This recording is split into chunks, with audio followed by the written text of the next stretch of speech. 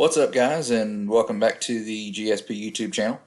I've been on a little bit of a hiatus, and I just posted my last video kind of explaining that I just got a little busy, and no big news yet on the baby front, but we're every day getting closer. As far as today's video, I think I've got something that's pretty interesting, and something that I say a lot on the public forums, and I say a lot, on Facebook, and if you call me up and text me, I'm going to tell you kind of the same thing. But the Wizard tune versus a custom tune, and yes, I know I'm biased because I'm a tuner.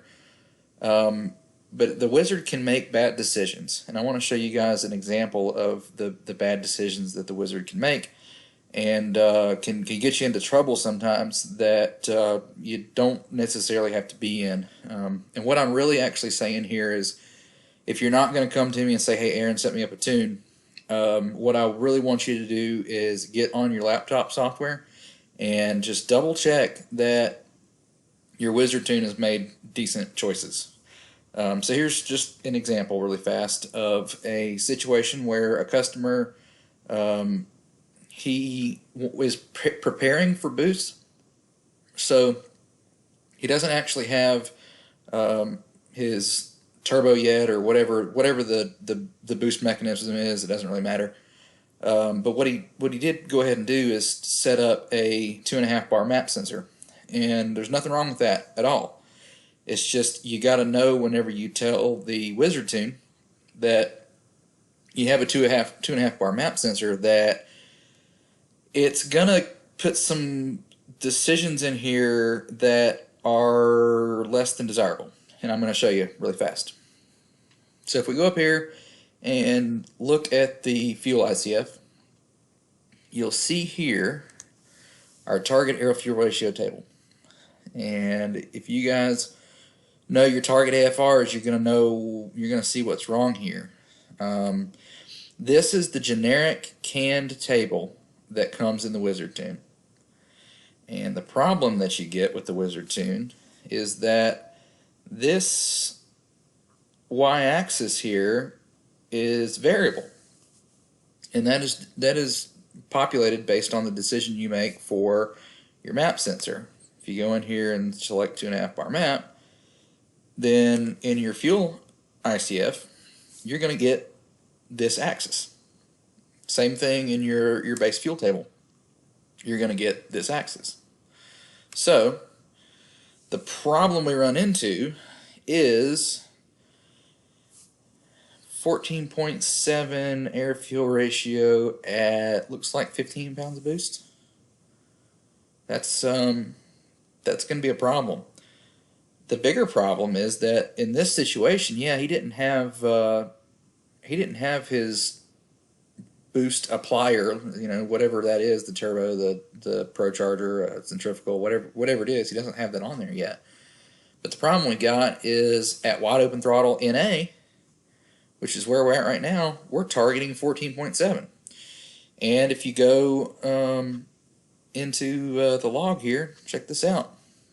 100% throttle, 97 kPa, target's 14.7, and we're getting 14.6. It's doing exactly what it was told to do, and that is super scary to me. This is a situation where if this continued to happen, it might get away with it, it might not. But it's definitely not good, and it's definitely not going to make peak power. Let's look at something else here. It's actually probably, I don't know which one's worse, but this one's, I think actually this might be worse. What about the timing? Holy cow! Yeah, there's that canned timing table.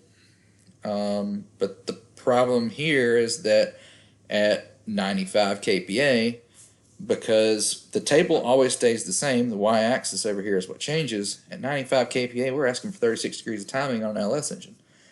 And if it was a small block Chevy, I'd be like, oh yeah, you're perfect. But with LS motors, they have a better chamber in them, and you really don't want to do that. It's too much timing. It's more than likely going to hurt stuff. So let's go back to the log here. Sure enough, 36 degrees of timing, wide open throttle, 3,000 RPM. We're going to drive right through peak torque here at 14.5 to 1, 36 degrees of timing. And that is nice and scary. So where I'm going with this, guys, just double check your wizard tunes.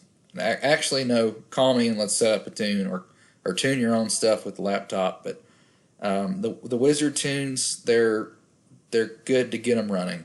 I just can't speak any higher of them than they're a good place to start to get your engine to pop once whenever you just installed your Terminator and you want to hear it run. This stuff is real. It's scary. It does happen. I have a classic example here. Just do your due diligence on setting up your tunes. So now you're going to ask me. Here's the bonus round. Now you're going to ask me. All right, well, what would you do here? And let's fix it for me. Okay. All right, you got it.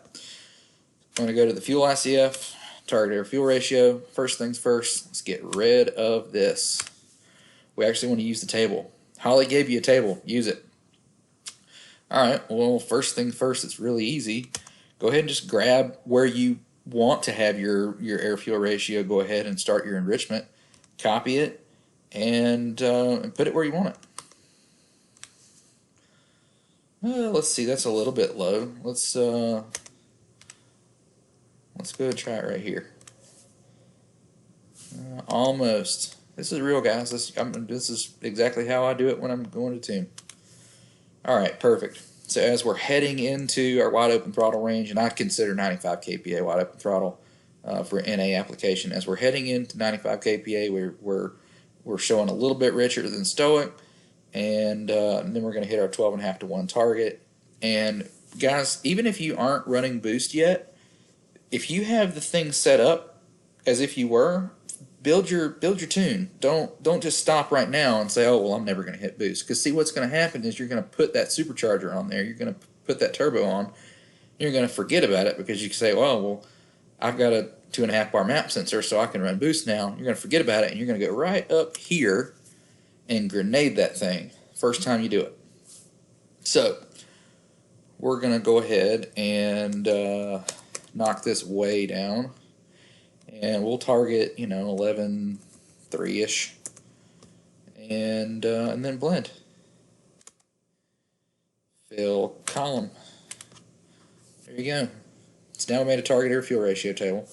No, this is not my final table. I can't give away all my secrets, but yeah, it's going to look something like this. We're going to try to get down into the less than 11.5 by the time we get to 1 bar boost.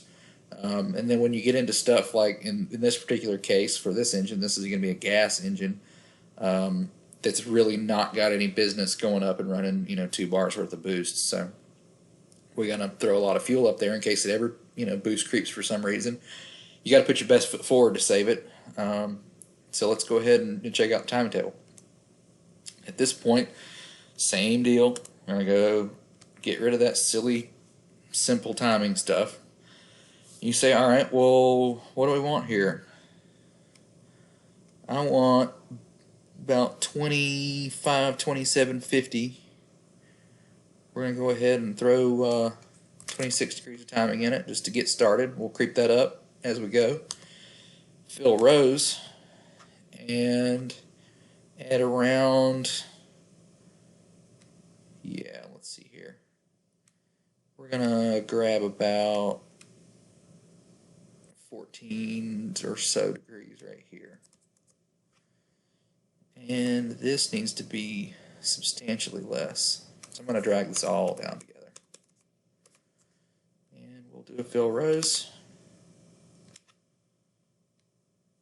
And a blend. Fill columns. Alright, we got something now that kind of looks like a timing table. So throw something in the bottom here, give us a little stall saver, something like that. Go up here and make this look like what it's supposed to.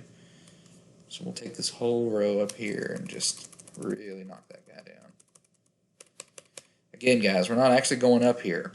This is purely for dictating the shape of the curve and your best foot forward whenever you have some boost creep or something. If you ever did for some reason get up there, that's what you want to try to have up there.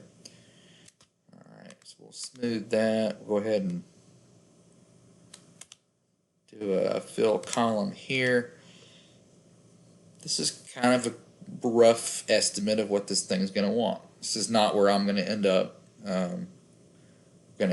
Probably with a lot more timing here at idle. 12 degrees is fine if you got a lumpy cam and you really want it to run rough and run bad and everything. But in this case, we don't need that. So I'll go through and tidy all this stuff up. But anyway, I just kind of want to show you an example of a bad decision that the wizard is capable of making. And you go through and you set up what you want your timing drop to be per pound of boost with the wizard tune, but guys, there was no boost in this situation. That's the thing that is kicking me. You're going, okay, well, when you set it up, you tell it how much timing to drop with boost and how much AFR to drop with boost. But the problem is, guys, there's no boost here. Look at this. I'm gonna switch to my boost setup. How much boost have we got right here? Negative 0.5 boost. That's crazy. Now, sure, on your boost engine, that you're not going to spend a lot of time there. You're going to buzz right through that, and it's going to go ahead and start the enrichment. But it's not right. We shouldn't be that lean in that situation. It's a lot of cylinder pressure right there, driving across the torque peak. Rolling up through gears. It's nice and scary. So, all right, I'm not gonna keep harping on it. I think I've gotten my point across. Double check your wizard tunes. Contact your local GSP tuning specialists, and by local I mean anywhere in the world because we have the internet, and I'll be happy to help you out too. All right, that's it for this one, and stay tuned. There's always more to come.